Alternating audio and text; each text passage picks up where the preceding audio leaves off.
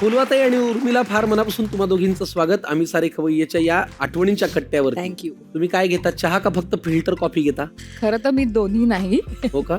फुलवाताई तू? काळी कॉफी. काळी कॉफी. म्हणजे हा प्रश्न तू का विचारलायस त्याच्यावर मग मी उत्तर ठरवायला त्याचं कारण असं आहे की आमच्याकडे द्यायला फक्त चहाच आहे, तो तुम्ही घोट घोट घ्यावा अशी आमची इच्छा आहे, बाकी काही नाही. घ्या.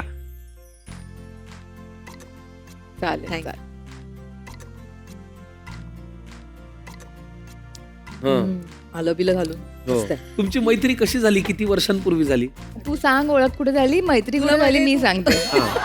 2009 साली हं. 8 का 9 ला तू माझ्याकडे कंटेम्पररी शिकायला आली होती, जिकडे माझे क्लास होते दुरू आठवतंय बिल्डिंगला. मला. तू आणि उमेश आलेला, उमेश कामत. नाही, वेगळं वेगळं शिकायला. त्यांना अचानक काय झालं, मी अचानक अशी एक कोरिओग्राफर म्हणून नवीन नवीन आले इंडस्ट्रीमध्ये. तेव्हा रिलीज नव्हती झाली नटरंग, पण हो नटरंगची गाणी ही करतीये आणि कंटेम्पररी डान्सर बुगी बुगी फेम. तेव्हा कंटेम्पररी करणारे कमी होते लोक मराठीत, तर त्यामुळे तेव्हा उर्मिला माझ्याकडे आली होती आणि मग तिला मी शिकवायचं आणि मला असं वाटलं बाप रे, ही केवढी बोलते आणि काय काय बोलते, असं माझं झालेलं. ते तिच्याबद्दल मनात आहे ते ओठात आहे. हा हा, हातचं राखून काही नाही. आणि मग त्याच्यामुळे तुमची मैत्री झाली. नाही. तिथे ओळख झाली आणि तिथे नाही नंतर एकापेक्षा एक अप्सरा आली. त्या मंचावर ती माझी मेंटॉर होती, हं.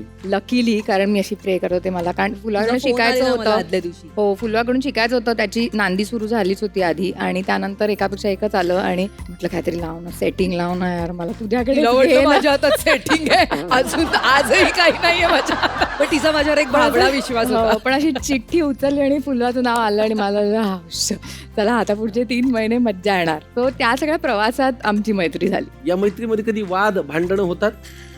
बघितलंच की नाही, प्रत्येक वाक्याला होतात. आई ग. हो, हो. फुलवाताईने असे डोळे केले. हा, भांडणाचा विषय काय असतो? टीव्हीचा विषय. काही असू मी शकतं. तुम्हाला एखादा विषय देतो, त्याच्यावरती आपण भांडा. भांडण करूया कसं. हा, चल. चालेल? तुम्ही कुठे राहता? दादरला, माहीम. माहीमला. आणि तू? बोरिवली. बोरिवलीला. कुठे भेटूया याच्यावरती तुमचा वाद चालू आहे. मोस्टली मी वयाने मोठी असल्यामुळे मी खूपदा पडतं घेऊन त्या बाजूला आलेली आहे पूर्वी. त्या बाजूला काही नाहीच आहे येण्यासाठी, त्यामुळे आपण मध्येच कुठेतरी भेटतो कायम, पार्ल्यात बिरल्यात. पार्ल्यात फक्त गझालीमध्ये हिला जेव्हा क्रॅप खायचे असतात तेव्हा भेटतो. कोरेगावला ओबेरॉय मॉल मध्ये भेटतो. पण तिचं म्हणणं आहे माहीम मध्ये काहीच नाही. माहीम मध्ये नाही, ती या बाजूला येते, या बाजूला. गोरेगाव असं तिचं म्हणणं ओबेरॉय आहे. मॉल. बरं, ओबेरॉय मॉल ही अशी जागा आहे जिकडे सगळं अवेलेबल आहे, हो. असं तिचं एक म्हणणं आहे. खूप वेगवेगळी रेस्टॉरंट असतात. त्यामुळे मी तिला आणण्याचा प्रयत्न नाही तरी करते. तुम्ही भांडताय. तुमच्या लक्षात आलंय का? कमाल, फार छान आहे तुमची मैत्री. आज आपण एक काम करूया, तुमच्या दोघींना भेटायला अजून एक खास व्यक्ती इथे आलेली आहे. त्यांना इथे आमंत्रित करूया. डबेवाले संतोषजी या. हे बघा. हा हा हा हा हा हा हा.